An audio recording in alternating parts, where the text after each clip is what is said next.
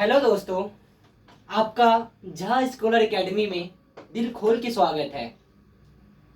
मैंने एक नया यूट्यूब चैनल खोला है जिसका माध्यम से मैं ये चाहता हूँ कि संस्कृत को एक सरल से सरल विषय बनाया जाए।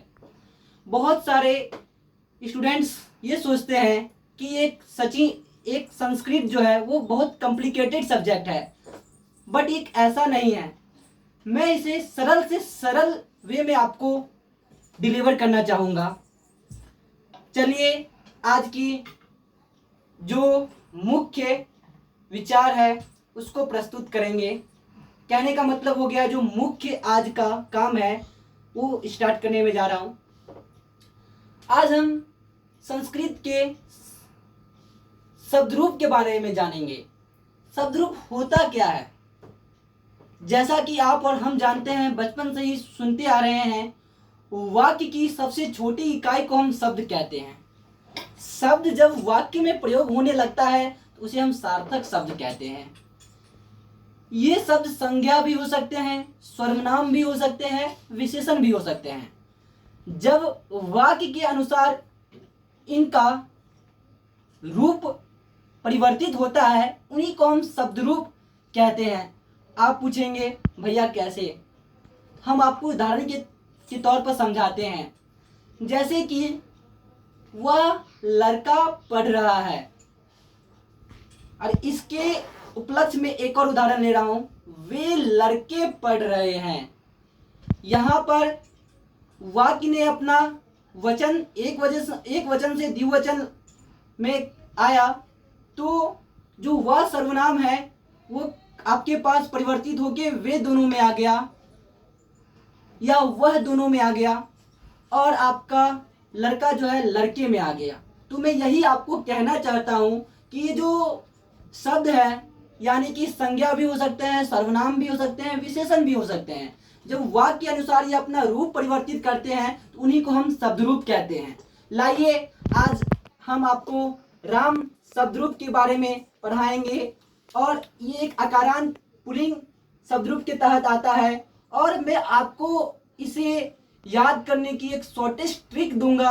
आपको कोई रटना नहीं है, आपको मैं एक एज अ सॉन्ग के मीडियम आपको मैं प्रोवाइड करूंगा ये अपना राम शब्दरूप।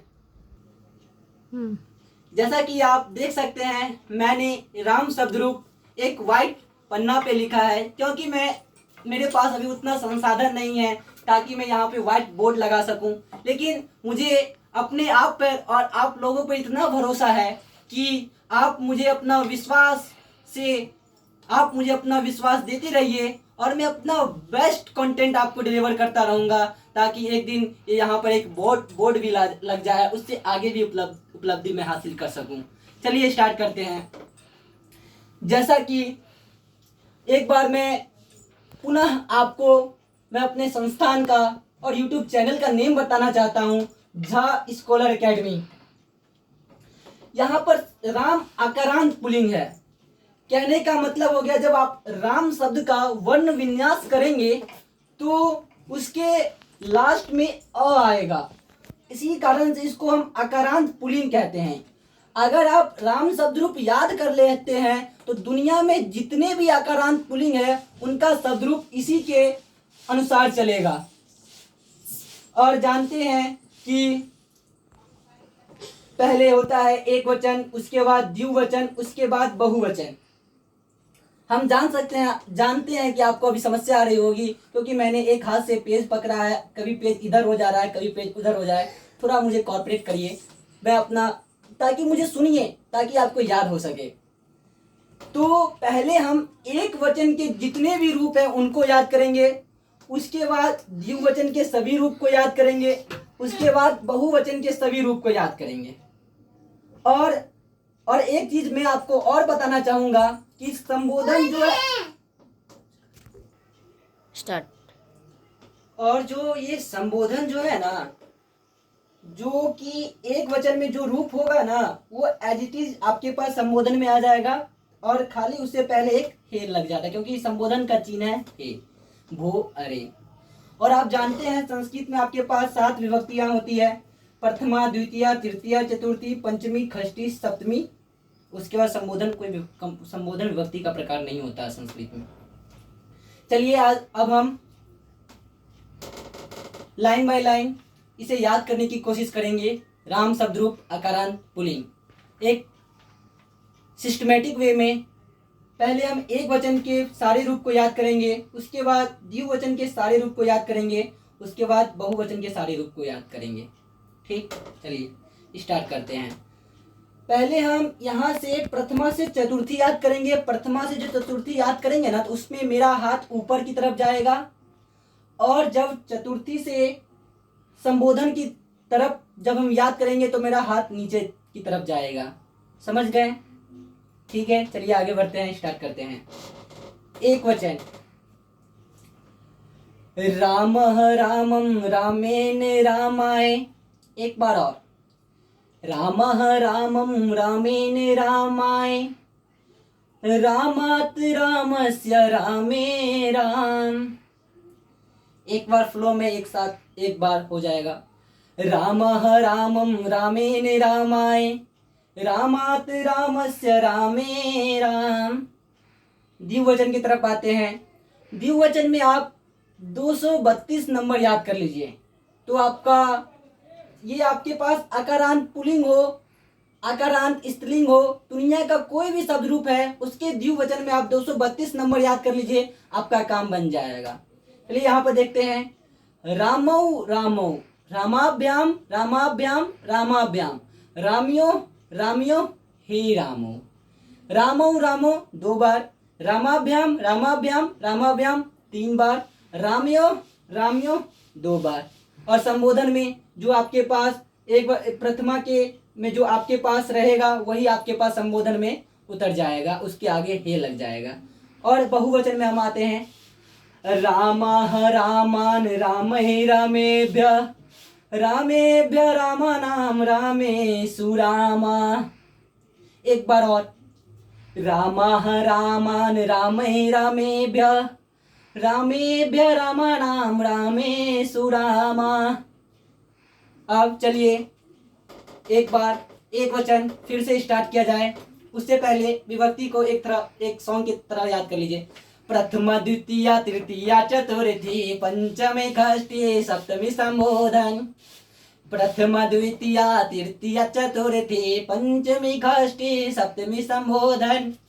एक वचन, राम रामम रामेण रामाय, रामात रामस्य रामे राम। द्विवचन, रामौ रामौ रामाभ्याम रामाभ्याम रामाभ्याम, रामयो रामयो हे रामौ। बहुवचन, रामाः रामान रामै रामेभ्य, रामेभ्य रामानाम रामेषु रामा। प्रथमा द्वितीया तृतीया चतुर्थी पंचमी षष्ठी सप्तमी संबोधन। एक वचन, रामाः रामम रामेण रामाय, रामात रामस्य रामे राम। बहुवचन, रामौ रामौ रामाभ्याम रामाभ्याम रामाभ्याम, रामयहु रामयो हे रामौ। बहुवचन, रामाः रामान रामै रामेभ्य, रामेभ्य रामानाम रामेषु रामा। इसी के तहत दुनिया का जितना भी अकारांत पुल्लिंग शब्द रूप होगा वो राम के ही समान चलेगा। समझे आप? चाहे वो महेश शब्द रूप हो, रमेश शब्द रूप हो, यानी कि दुनिया का जितना भी अकारांत पुल्लिंग शब्द रूप है वो राम के शब्द रूप के अनुसार ही चलेगा। और अगर आपने एक बार राम शब्द रूप को पकड़ लिया तो आपको कभी भी अकारांत पुल्लिंग शब्द रूप में कभी कठिनाई का सामना नहीं करना पड़ेगा। आप लोग इससे पहले ऐसे याद करते होंगे, रामः रामौ रामः रामम रामौ रामान, रामेण रामाभ्याम रामे, रामाय रामाभ्याम रामेभ्यः, रामात रामाभ्याम रामेभ्यः, रामस्य रामयो रामानाम रामे रामयहु रामेषु हे राम हे रामौ हे रामा। लेकिन आप ही हमको अब बताइएगा कि जिस तरीके से हमने आपको याद करने का ट्रिक बताया है और जैसे आप पहले से याद करते थे उस दोनों में अंतर है कि नहीं। क्योंकि मैं भी एक छात्र रहा हूँ, मुझे भी इस कठिनाई का सामना करना पड़ा है, इसलिए मैं जानता हूँ कि अवश्य आप लोग ऐसे ही याद करते होंगे और एक समय याद करते होंगे जो आपके दिमाग में 4 से 5 घंटा स्टोर होता होगा, उसके बाद ये पूरा फॉरगेट हो जाता है। फिर से याद करेंगे वैसे ही। इससे बढ़िया एक वचन का पहले याद कर लो, द्विवचन का फिर बाद में, फिर बहुवचन। यानी कि जब तक आप जिंदा हो इस धरती पे तब तक ये आप शब्द नहीं भूलोगे। और आप पूछोगे कि सर आपको ऐसे कैसे मालूम चला? कि मैं भी एक छात्र रहा हूँ और मेरे भी एक टीचर हैं आनंद पांडे सर, उन्होंने ही हम सबको, मुझे ही नहीं क्लास में जितने ही स्टूडेंट थे उन सबको ये पढ़ाया है। वो बहुत अच्छे संस्कृत पढ़ाते हैं और मेरा भी यही उद्देश्य है कि ताकि मैं संस्कृत को सरल से सरल बना सकूं। धन्यवाद धन्यवाद दोस्तों। अगर वीडियो अच्छा लगा है तो चैनल को लाइक एंड सब्सक्राइब जरूर करें।